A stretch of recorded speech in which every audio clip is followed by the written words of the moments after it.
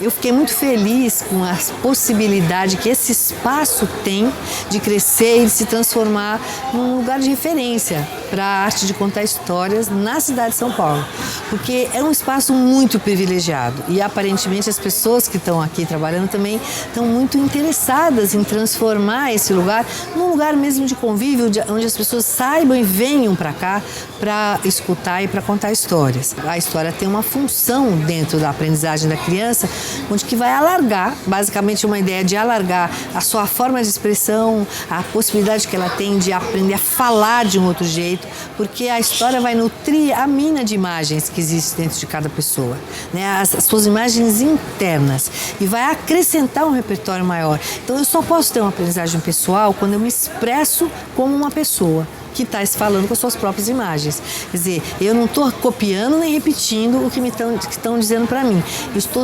transformando alguma coisa que me disseram em alguma coisa que é minha. Eu fico muito feliz de poder conversar com vocês sobre alguns princípios de um jeito determinado de trabalhar com os contos de tradição oral.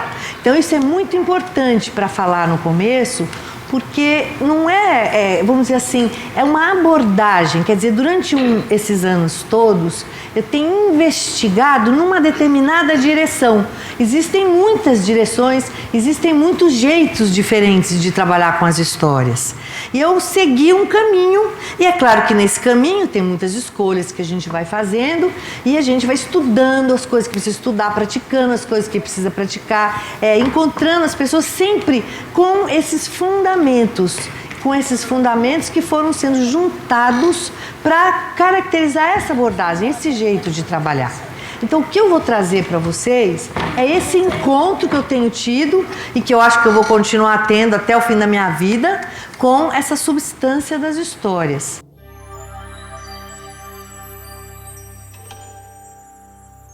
Tem uma questão que eu acho muito fundamental para nós que somos contadores de histórias ou que contamos histórias, que é a questão do repertório. E eu resolvi começar fazendo uma pergunta, assim, o que é uma história boa? Porque o que a gente diz, a história é isso, gente, a história transforma. A gente já ouviu milhares de vezes uma porção de coisas que todo mundo fala. A história é transformadora, a história serve até para a cidadania, já falaram. Falam para várias coisas. Mas a história não existe.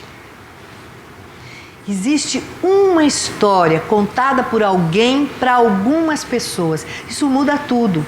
Não existe uma coisa genérica, geral, a história, né? Existe uma história sendo contada de alguém para alguém, ou alguém, uma pessoa só.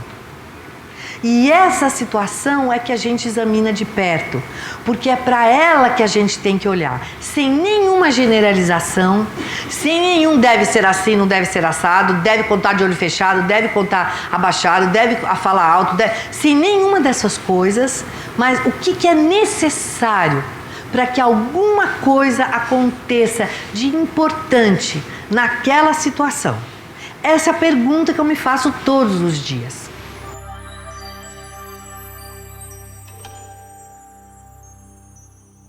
Até onde eu me permito inventar agora alguma coisa? E isso tem muito a ver também com a situação que a gente vive no nosso mundo hoje, em que nunca a gente é solicitado para inventar nada, a não ser, claro, quando a gente chega atrasado no trabalho, precisa inventar uma história, mas básico, nada além disso, né? Já está tudo pronto, né? E também a gente vai se habituando a não arriscar muito. Eu me lembro de uma vez que uma pessoa me contou do neto dela, que eu até escrevi essa história num texto, porque eu achei fantástico. Ela tinha um neto de 4 anos de idade, estava brincando com o neto e de repente, tchuft, acabou a luz. Aí ela falou, caiu a força pro neto dela. E daqui a pouco estão ali brincando, voltou a luz. Ela falou, a luz voltou, a força voltou. Aí o neto parou, pensou, falou, quer dizer que se a força caiu e depois voltou, será que não tem uma cama elástica dentro da parede? Essa liberdade de você inventar o que for para explicar uma coisa que você não sabe o que é, de você ir num lugar que você é capaz de inventar uma cama elástica dentro de uma parede, é tudo aquilo que a gente precisa para viver melhor. E isso as crianças, quando deixam, têm. E a gente vai perdendo, vai perdendo, vai perdendo, vai perdendo, né? Quando eu entro em contato com uma história, que disposição é essa interna que eu tenho para escutar o que pode ser, o que nem está ali, mas que me vem, que a história pode me trazer?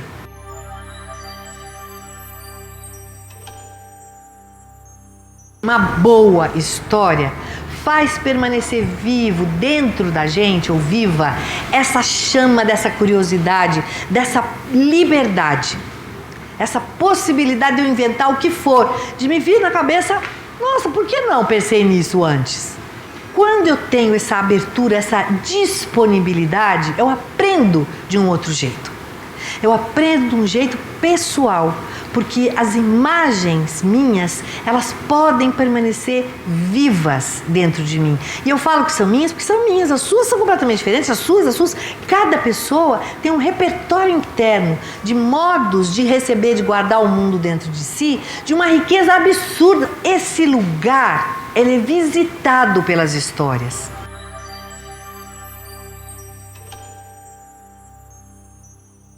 Existe uma coisa que se chama estrutura narrativa. Estou falando de uma história tradicional, e toda história verdadeiramente que eu estou chamando de boa, é uma história que tinha uma função na sua cultura, na cultura onde ela foi forjada ou onde ela chegou, porque as histórias passeiam, viajam por tudo quanto é lugar, né? Essa história tinha uma função muito clara dentro dessa cultura. E servia para aquelas pessoas que viviam naquele lugar, e até hoje serve.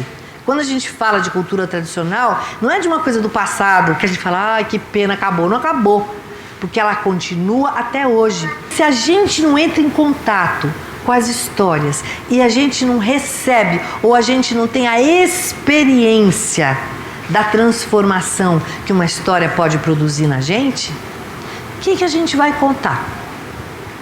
E como a gente vai contar? E como a gente vai entender o que é que a gente está fazendo?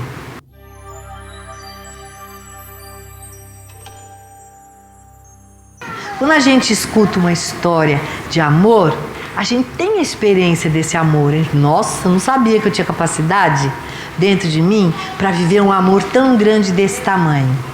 E a gente vive, a gente até chora, tem gente que chora. Eu, choro, por exemplo. Então, essa experiência de alargamento, não só disso, mas de outras paisagens internas.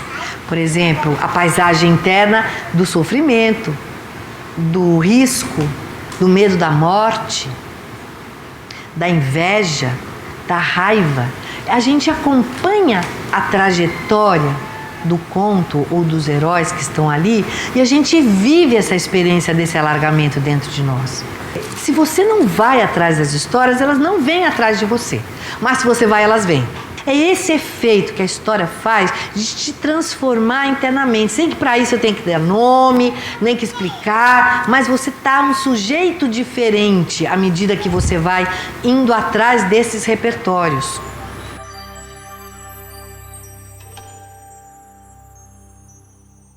Se a história não faz esse movimento de sair de um lugar e chegar em outro, não é para resolver, não é para explicar, mas é para sair de um lugar e para outro. Isso se chama movimento.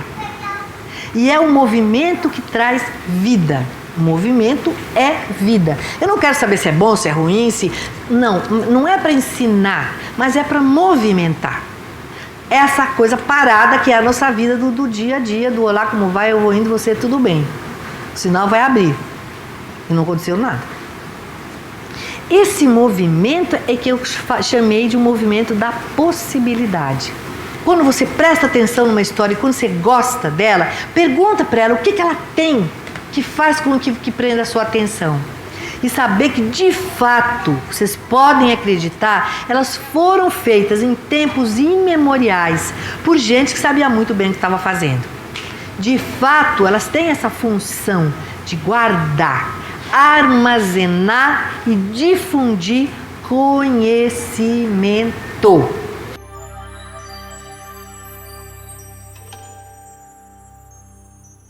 História bem contada pode ser bem contada porque eu estou com o meu coração aberto à disposição daquela história e daquelas pessoas que estão na minha frente, e esse é o meu melhor. Isso é uma história muito bem contada, mas não era arte de contar. O que eu chamo de arte de contar é um plano de elaboração que tem a ver com um caminho de pesquisa, e aí tem a ver com o modo como eu aprendo a escutar o jeito que eu estou contando. Tem um momento que você fala, é arte como qualquer outra arte, que tem técnica, que tem exercício, que tem aprendizagem, que tem um monte de coisa que você descobriu para contar. Por isso que a gente também, como contador de história, tem que escutar muitos contadores. Mas esse caminho ele é muito solitário, e é importante que ele seja solitário. Mas é importante que a gente saiba que existe esse caminho e que a gente precisa fazê-lo.